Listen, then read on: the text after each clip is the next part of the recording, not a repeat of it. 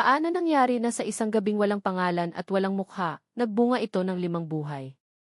Ito ang tanong na paulit-ulit na bumabalik sa isip ni Chari, isang tanong na parang alon sa dalampasigan ng Isla de Rosario, hindi napapagod, walang katapusan. 5 taon na ang nakalipas, pero ang bigat nito, narito pa rin, nakadagan sa dibdib niya na parang bato. Ngayon, nakaupo siya sa isang monoblock na silya sa gilid ng isang pampublikong ospital, sa labas ng nursery room.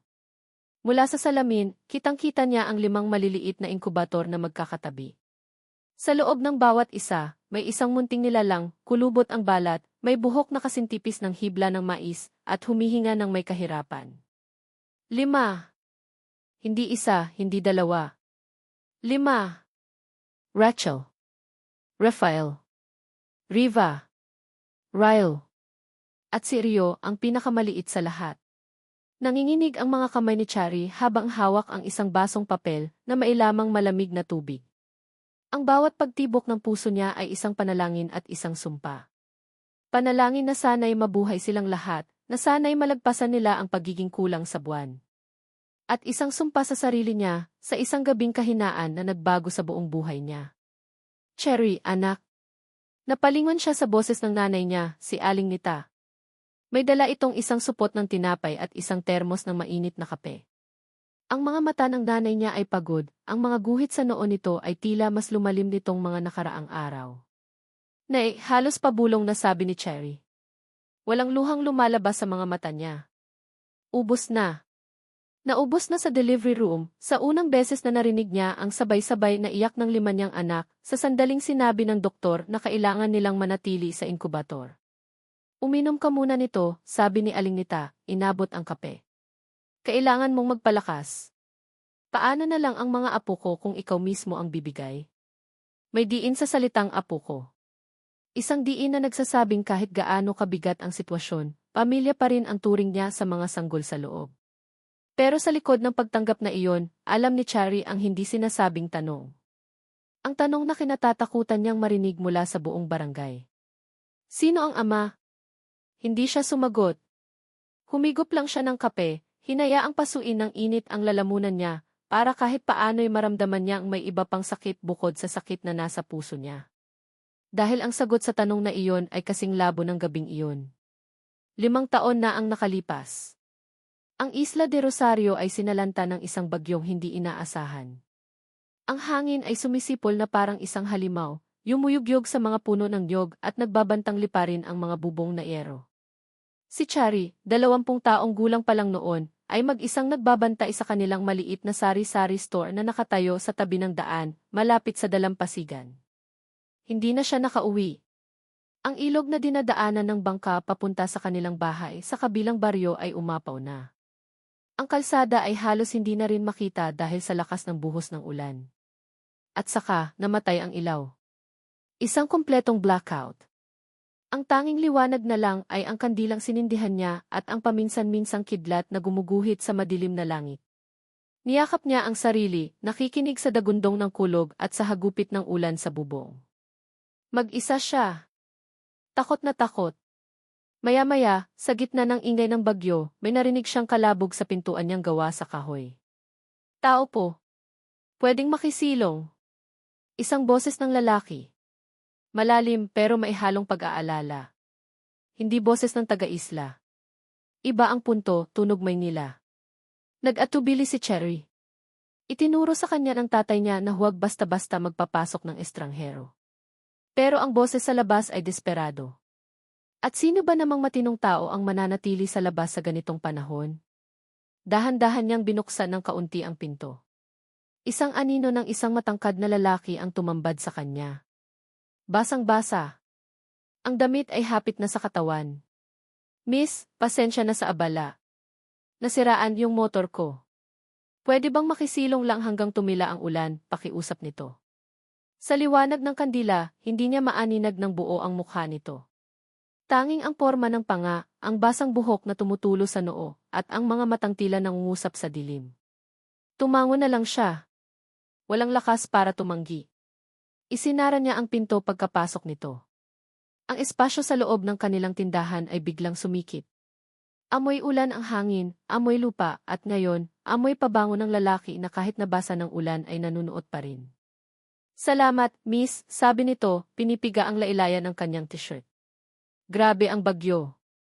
Hindi ko akalain. Ganyan talaga dito sa isla, sir. Biglaan, sagot ni Chari, inaalok ito ng upuang kahoy. Umupo ito. Sa liwanag ng kandila na nakapatong sa isang maliit na mesa sa pagitan nila, nagsimula silang mag-usap. Nalaman niyang turista raw ito, naghahanap ng katahimikan mula sa magulong buhay sa syudad.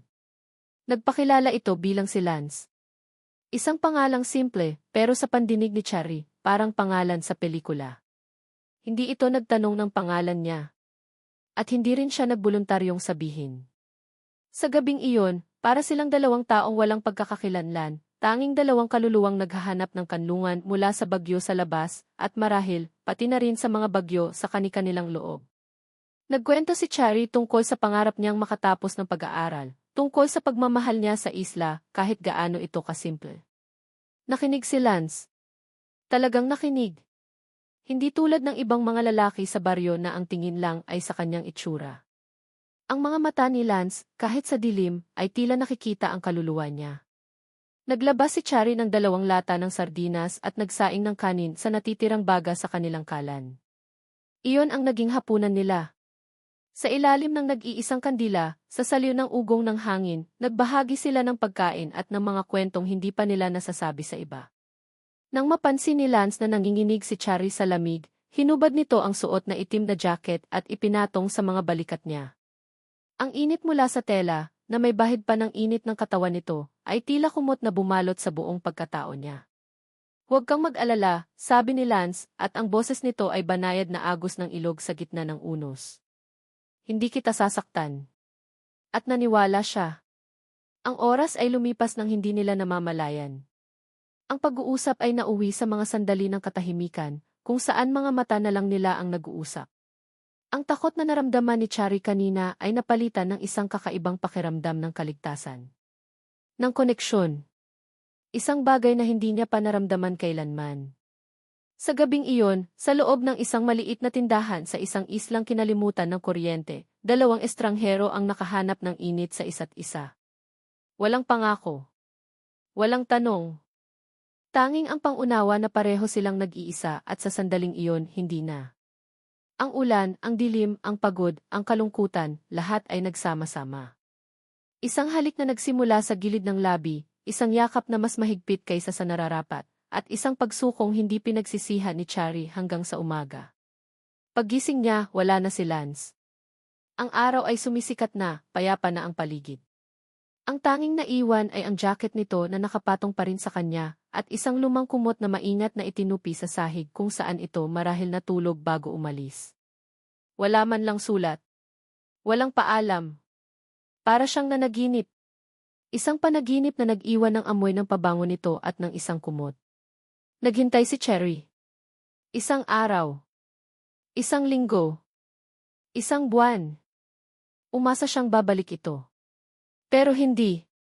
Si Lance ay naging isang multo, isang alaala na dala ng bagyo at tinanggay rin ito pabalik sa kung saan man siya nanggaling. Hanggang sa isang buwan pa ang lumipas at nagsimula siyang makaramdam ng pagkahilo tuwing umaga. Cherry! Ang boses ni Aling Nita ang nagpabalik sa kanya sa kasalukuyan. Sa ospital. Sa katotohanang nasa harapan niya. Napatingin siya sa salamin ng nursery.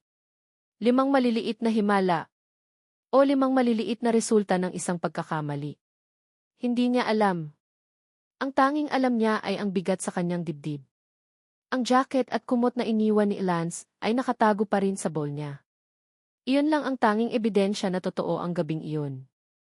Iyon at ang 5 batang lalaki at babae na ngayon ay nakikipaglaban para sa kanilang buhay. Anak, kailangan nating harapin to, mahinang sabi ni Aling Nita, hinahaplos ang likod niya. Hindi habang buhay ay maitatago natin to, magtatanong ang mga tao. At balang araw, magtatanong din sila. Tumango si Chari, at sa wakas, isang butil ng luha ang pumatak mula sa kanyang mata, dumaloy sa kanyang pisngi at pumatak sa basong papel na hawak niya. Ang tanong ng kanyang ina ay tama. Balang araw, ang 5 niyang anak ay titingin sa kanya at magtatanong. Mommy, nasaan po si Daddy? At anong isasagot niya?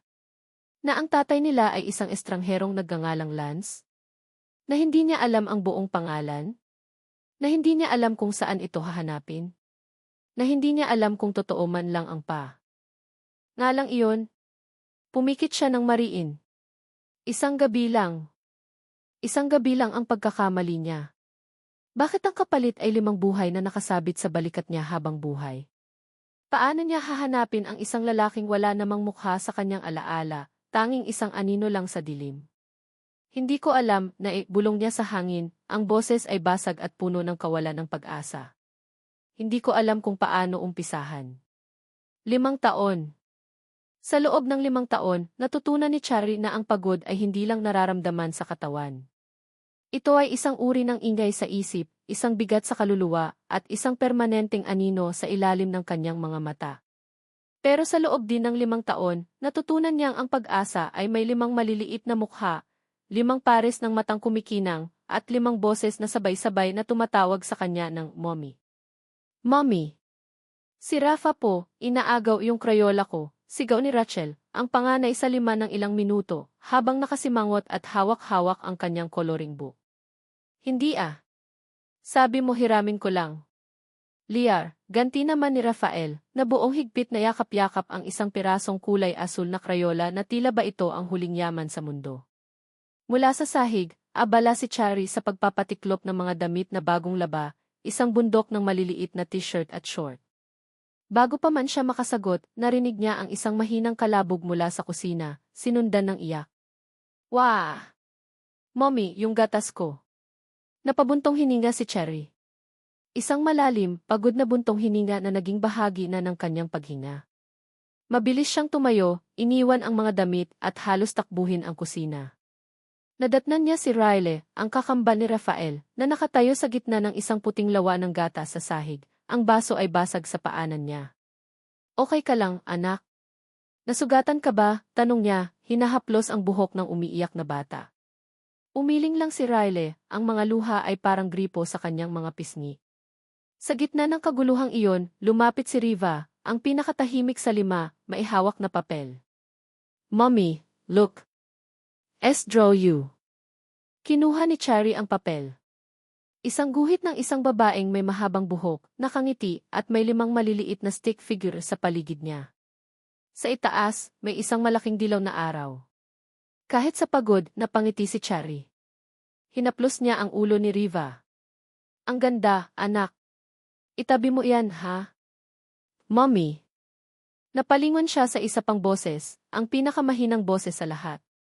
Si Rio. Nakaupo ito sa isang sulok, yakap ang isang luma at medyo kupas ng kumot. Ang kumot na iniwan ni Lance.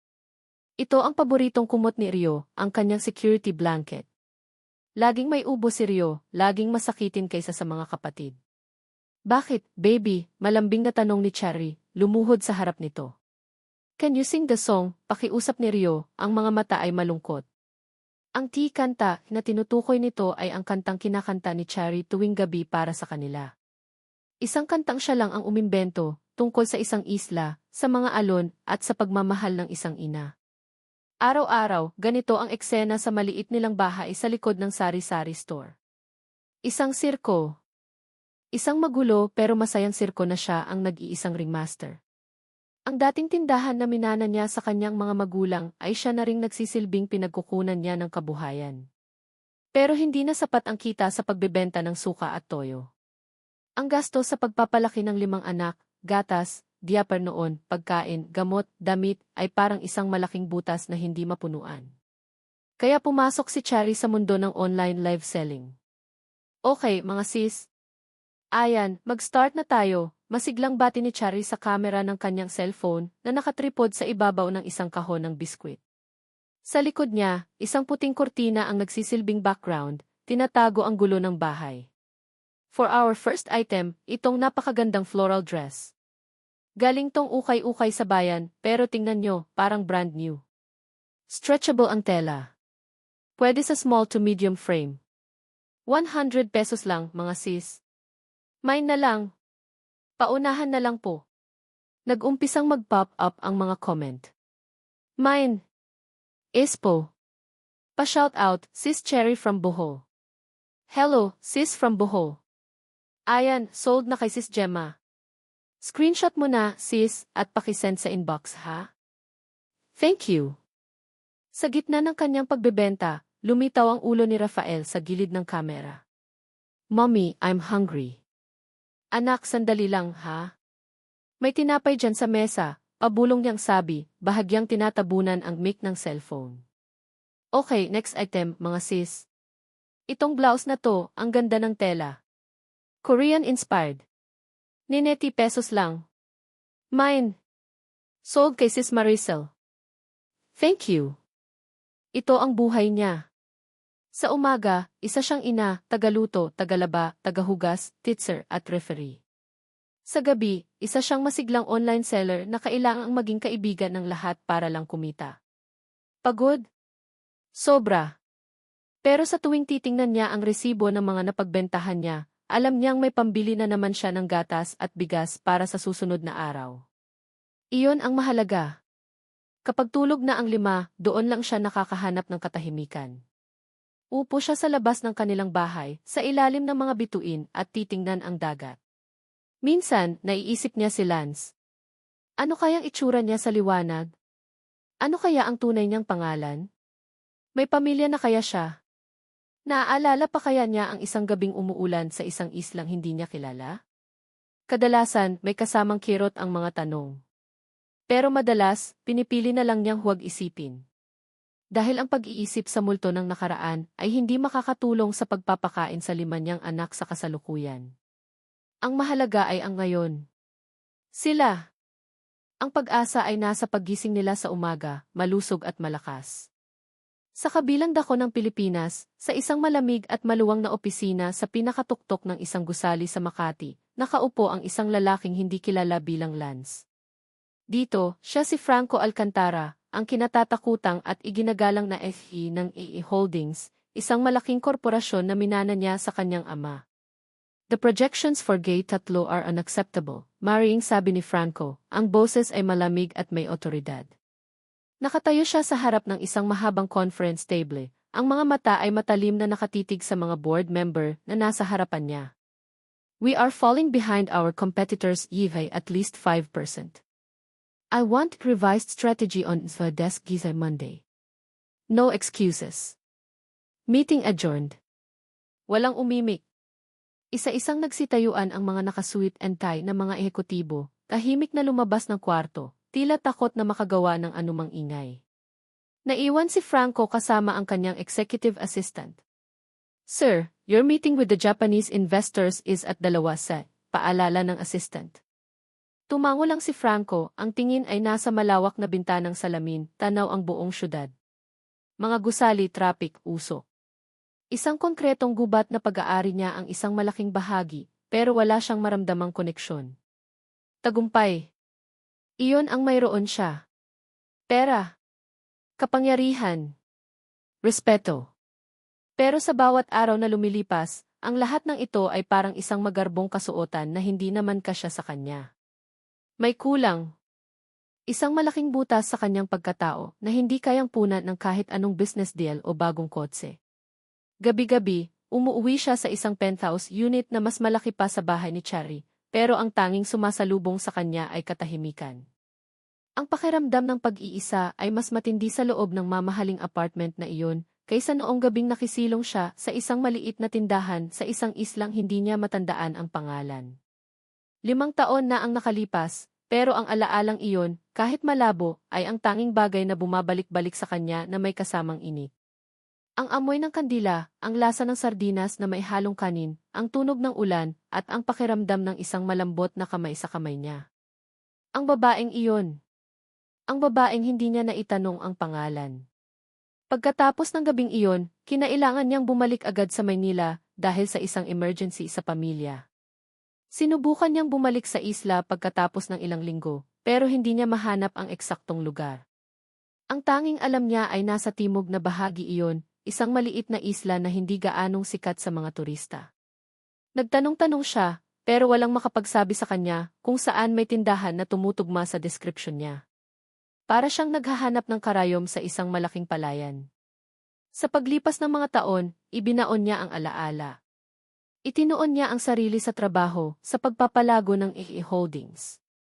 Pero hindi ito nawala. Palagi itong nasa likod ng kanyang isip, isang key what if na gumugulo sa kanyang mga tahimik na sandali. Ngayong gabi, pagka-uwi mula sa isa na namang nakakapagod na araw, binuksan niya ang kanyang laptop. Imbes na trabaho ang tingnan, binuksan niya ang isang folder ng mga lumang litrato. Mga travel photos mula sa iba't ibang lugar na pinuntahan niya. Nagbabaka sakali. Isin-scroll niya ang daan-daang litrato. Palawan. Boracay. Siargao. Wala.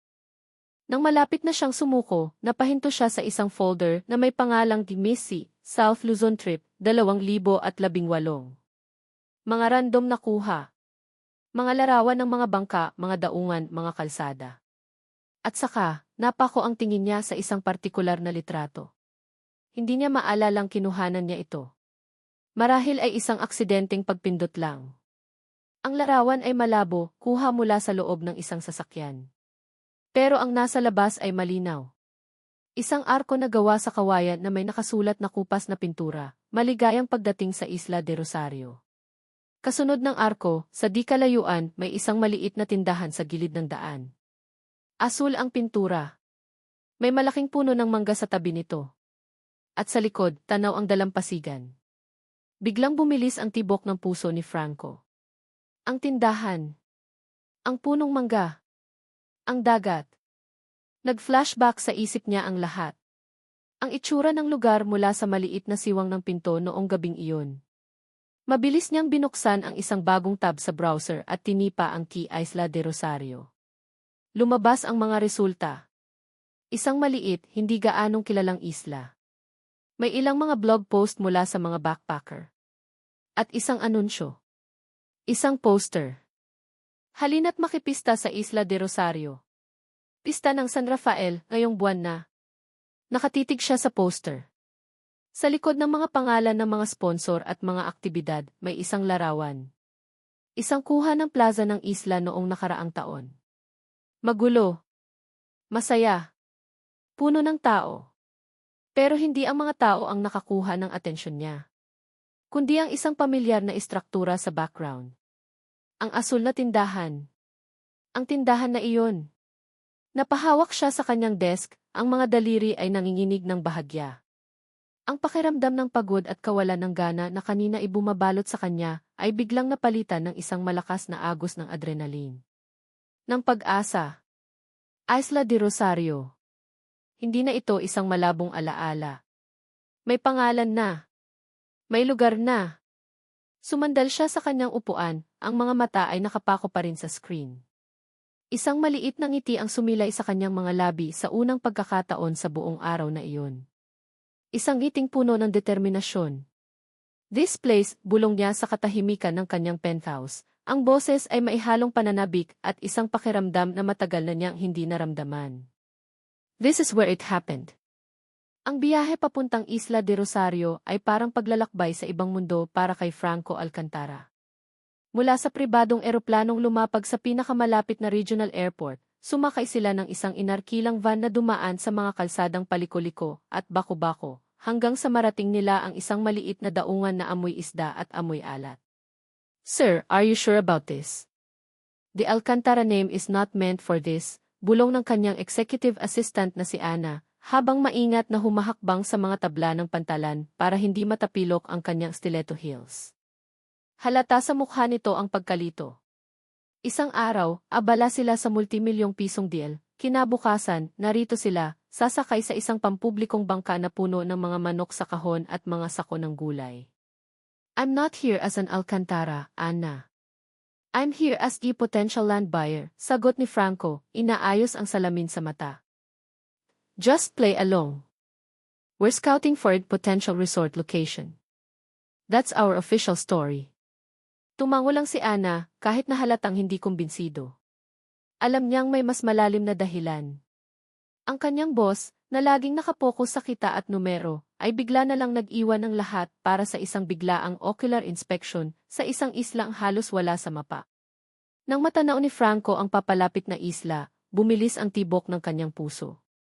Lunti ang mga puno ng niyog, puting buhangin sa dalampasigan, at mga bahay na simple. Isang pamilyar na pakiramdam ang bumalot sa kanya, isang halo ng pananabik at kaba. 5 taon. 5 taon niyang hinanap ang lugar na ito sa kanyang isipan. Sakto ang dating nila. Araw ng pista. Ang buong isla ay buhay na buhay. May mga banderitas na may iba't ibang kulay na nakasabit sa bawat kanto. Ang hangin ay puno ng amoy ng barbecue at ng matamis na biko. Ang ingay ng mga taong nagtatawanan, ang tugtog ng isang marching band na wala sa tono, at ang sigawan ng mga batang naglalaro ay lumikha ng isang magulo pero masayang kapaligiran. Okay, let's start at the plaza. Most businesses are centered there, utos ni Franco na nagsimulang maglakad papasok sa gitna ng karamihan.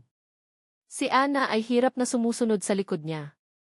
Ang mga mata ni Franco ay hindi sa mga tindahan ng pagkain o sa mga palarong perya nakatingin. Naglilibot ang kanyang paningin, sinusuyod ang bawat mukha, naghahanap ng isang mukhang hindi na niya halos matandaan, isang mukhang nabuo lang sa dilim at liwanag ng kandila. Isang babaeng walang pangalan. At saka, nakita niya ito. Sa isang gilid ng plaza, malapit sa isang malaking puno ng akasya, may isang babaeng nakaupo sa isang bangkong kahoy. Nakatalikod ito sa kanya, pero pamilyar ang hubog ng kanyang likod, ang paraan ng pagbagsak ng kanyang mahabang itim na buhok. May kasama siyang isang maliit na bata. Nakayuko siya, sinusubuan ng pagkain ang bata mula sa isang maliit na lalagyan. Napatigil si Franco. Ang ingay ng pista ay biglang nawala. Para siyang nabingi. Ang tanging naririnig niya ay ang malakas na pagkabog ng kanyang dibdib. Dahan-dahan siyang lumapit, ang bawat hakbang ay maingat, na para bang isang maling galaw lang ay maglalaho ito na parang bula. Nang nasa ilang talampakan na lang ang layo niya, lumingon ang babae.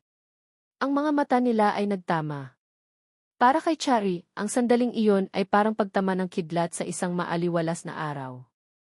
Naghahabol siya ng hininga para pakainin si Ryle, habang nililibang ang sarili sa panonood sa mga tao sa pista, nang maramdaman niyang may nakatitig sa kanya.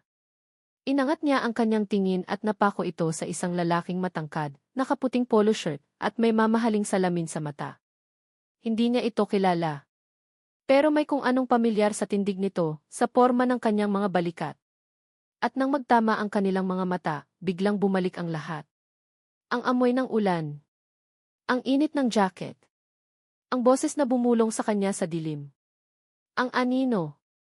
Ang anino ay may mukha na. At nakatayo ito sa harapan niya. Nabitawan niya ang kutsara. Kumalabog ito sa sementadong sahig ng plaza. Ang dugo sa kanyang katawan ay tila nagyelo. Ang mundo niya ay umikot. Siya nga. Si Lance. Pero hindi siya mukhang Lance. Mukha siyang mayaman. Makapangyarihan. Ibang-iba sa simpleng turista na nasa isip niya sa loob ng 5 taon. Miss, tanong ni Franco, ang boses ay nag-aalinlangan. Pasensya na sa abala. Naghahanap lang ako ng isang kakilala. 5 taon na ang nakalipas.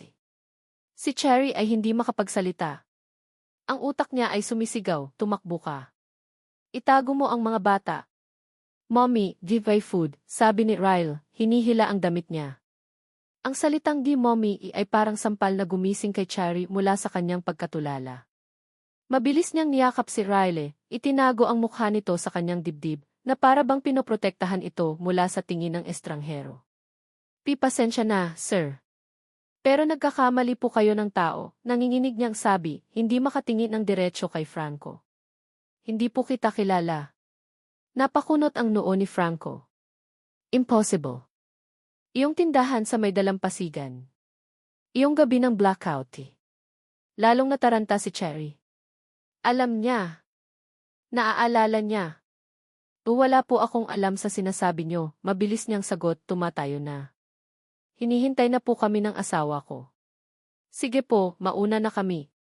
Bago pa man makapagsalita si Franco, mabilis na binuhat ni Cherry si Ryle at halos takbuhin ang daan palayo sa plaza, palayo sa lalaking nagbalik mula sa nakaraan. Ang puso niya ay dumadagundong sa takot at gulat. Bakit ngayon? Bakit ngayon pa siya bumalik? Naiwan si Franco na nakatayo, tulala. Si Anna ay lumapit sa kanya. Sir, is that her? What did she say? She denied it, sabi ni Franco, ang boses ay puno ng pagtataka. She said she doesn't know me. At may asawa raw siya. Asawa. Ang salitang iyon ay umalinggaw sa isip ni Franco. Isang biglaang kirot, isang pakiramdam na hindi niya maipaliwanag, selos. Disappointment. Baka nga nagkamali kayo, sir. Maybe she just looks like her, sabi ni Anna, sinusubukang maging praktikal. No, mariing sabi ni Franco, inaalis ang kanyang salamin. It's her. I'm sure of it. I felt it pero bakit siya nagsinungaling? Napatingin siya sa direksyon kung saan tumakbo si Cherry. May anak na ito. At asawa. Posible nga kaya? 5 taon na rin naman ang nakalipas. Maraming pwedeng mangyari sa loob ng 5 taon. Pero hindi siya kumbinsido. May mali. Anna, find us a place to stay. An inn, transient house, anything. We're staying for a few days, desidido niyang sabi. But sir, the investors cancel in my meetings. Tell them it's a family emergency. I'm not leaving this island until get some answers. Buong hapon, naglibot si Franco sa bayan. Nagkunwari siyang nagtatanong tungkol sa mga presyo ng lupa, pero ang totoo, ang mga mata niya ay naghahanap. Umaasa siyang makikita niya ulit si Cherry. Pero hindi na ito nagpakita. Gabi na nang bumalik siya sa plaza. Mas maraming tao. Mas maingay. Umupo siya sa isang bench, sa parehong lugar kung saan niya nakita si Cherry kanina. Naramdaman niya ang pagod at frustrasyon. Baka nga tama si Anna. Baka pinaglalaruan lang siya ng kanyang isipan. Nang akma na siyang tatayo para umuwi sa maliit na inn na nahanap ni Anna, may narinig siyang pamilyar na sigawan. Akin yan, sabi. Hindi. Ako unang nakakita. Napalingon siya at nakita niya ang 2 batang lalaki, magkamukha na nag-aagawan sa isang laruang trompeta. May isa pang batang babae na sinusubukang awatin sila. Rafa! Ryle! Stop it! Mommy will get mad. At sa kanya nakita si Cherry. Tumatakbo palapit sa mga bata, may karga-kargang isa pang batang lalaki na medyo may ubo, habang may isa pang batang babae na tahimik na nakasunod sa kanya, may hawak na libro. 1, 2, 3, 4, 5. 5. Napatayo si Franco, ang mga mata ay ng lalaki. 5 maliliit na bata. At lahat sila, nakapalibot sa babaeng nagsabing hindi siya kilala. Pinapanood niya habang pinagagalitan ni Cherry ang kambal, habang inaalo ang batang may ubo, habang pinupunasan ang dumi sa mukha ng isa pa. Isang ina na napapalibutan ng 5 maliliit na responsibilidad. Naglakad siya papalapit, hindi na para kausapin ito, kundi para makita ng mas malinaw ang mga mukha ng mga bata. Ang kambal na nag-aaway. Ang tahimik na babae. Ang batang lalaking sakitin. At ang isa pang batang babae na ngayon ay nakatingin sa kanya ng may pagtataka. Ang mukha ng mga bata may kung anong pamilyar sa mga ito. Ang hugis ng mga mata ng isang batang lalaki. Ang ngiti ng batang babae. Parang nakatingin siya sa 5 maliliit na piraso ng isang palaisipan na hindi niya maintindihan. Naramdaman ni Cherry ang kanyang presensya. Nag-angat siya ng tingin at nakita niya si Franco na nakatayo roon, nakatitig hindi sa kanya, kundi sa 5 niyang anak. Ang mukha ni Franco ay hindi na nagtataka. Ito ay isang maskara ng purong pagkalito, ng matinding gulat, at ng isang dahan-dahang namumuong realisasyon na nakapagpatindig ng balahibo ni Cherry. Ang takot na naramdaman niya kanina ay wala pa sa takot na nararamdaman niya ngayon. Dahil sa mga mata ni Franco, nakita niya ang tanong. Isang tanong na hindi na tungkol sa isang gabing umuulan, kundi tungkol sa 5 batang nasa harapan nilang dalawa. At sa unang pagkakataon, natakot si Cherry na baka alam na ng lalaking ito ang sagot kahit hindi pa niya ito na itatanong. Kinabukasan, ang araw ay sumikat na may dalang bigat. Hindi nakatulog si Cherry. Ang bawat anino sa kanyang kwarto ay tila anino ni Franco. Ang bawat ugong ng hangin ay tila boses nito. Ang pagbabalik niya ay parang isang bagyo na muling nananalasa sa tahimik na niyang mundo, at sa pagkakataong ito, mas malakas, mas mapanira. Pinilit niyang maging normal. Nagluto siya ng almusal, pinakain ang mga bata, pinaliguan sila. Pero ang mga kamay niya ay nanginginig at ang isip niya ay lumilipad. Paano kung bumalik ulit ito? Paano kung magtanong na ito ng diretsyo? Mommy, can we go to the beach? Tanong ni Rachel, habang tinutulungan si Riva na itali ang sintas ng sapatos nito. Hindi muna ngayon, anak. Dito lang tayo sa bahay, sagot ni Cherry, ang boses ay mas matigas kaysa sa kanyang intensyon. Nagkatinginan ang mga bata, ramdam ang tensyon sa kanilang ina. Kahit si Rio, na laging nakakapit sa kanyang kumot, ay tila mas tahimik kaysa dati. Samantala, si Franco ay gising na rin bago pa man tumilaok ang mga manok. Hindi rin siya nakatulog. Ang imahe ng 5 bata ay nakatatak sa kanyang isipan. Hindi niya maintindihan ang koneksyon pero naroon. Isang pakiramdam sa kanyang dugo, isang bulong sa kanyang kaluluwa. May dala siyang isang maliit na sketchbook. Sa loob ng 5 taon, tuwing inaatake siya ng alaala ng gabing iyon, sinusubukan niyang iguhit ang mukha ng babae mula sa kanyang malabong memorya. Ngayon, sa liwanag ng umaga, muli niyang binuksan ito. Lumabas siya ng inn at naglakad-lakad sa dalampasigan. Kailangan niyang mag-isip. Hindi niya pwedeng basta-basta na lang sugurin si Cherry at kumprontahin. Masyadong delikado. Masyadong malaki ang nakataya, kahit hindi pa niya alam kung ano iyon. Nakita niya ang tindahan ni Cherry sa di kalayuan. Sarado pa. Umupo siya sa buhangin, sa ilalim ng isang puno ng niyog at naghintay. Nagmasid. Ilang sandali pa, bumukas ang pinto ng tindahan. Lumabas si Cherry, nagwawali sa harapan. Pagkatapos, isa-isang lumabas ang mga bata, naghahabulan sa buhanginan. Ang puso ni Franco ay kumirot. Isang pamilya. Isang kumpletong pamilya, kahit walang ama. Ang saya sa mukha ng mga bata, ang pagod pero mapagmahal na tingin sa mga mata ni Cherry, isang eksenang hindi niya kailanman naranasan. Napansin niya ang isa sa kambal na lalaki, si Rafael, na lumapit sa isang nagtitinda ng sorbetes. Sinundan niya ito ng tingin. Nakatayo lang ang bata roon, pinapanood ang ibang mga bata na bumibili, ang mga mata ay puno ng pagnanasa. Malinaw na wala itong pambili. Isang ideya ang pumasok sa isip ni Franco. Isang paraan para lumapit ng hindi mukhang isang banta.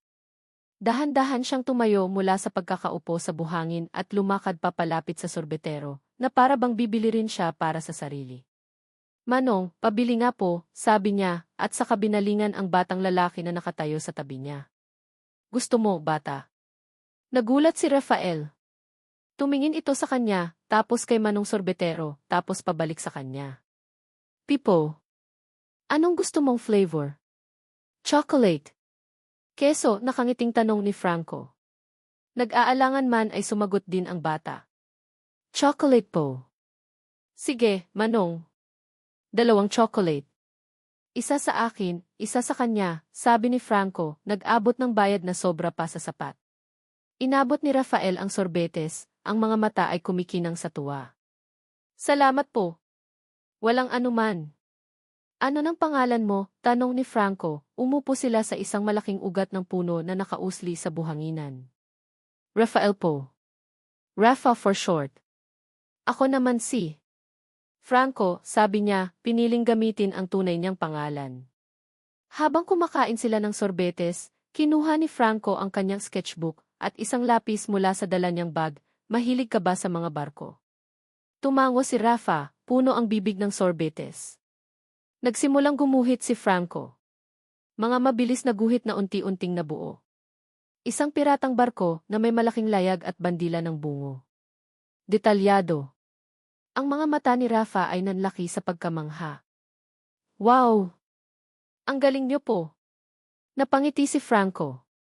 May kung anong gaan sa pakiramdam na makita ang purong paghanga sa mukha ng isang bata. Ipinagpatuloy niya ang pag-flip sa mga pahina ng sketchbook para humanap ng isa pang blankong pahina. At sa isang iglap, sa isang mabilis na paglipat ng pahina, isang lumang guhit ang lumitaw. Isang sketch na kupas na, ginawa 5 taon na ang nakalipas.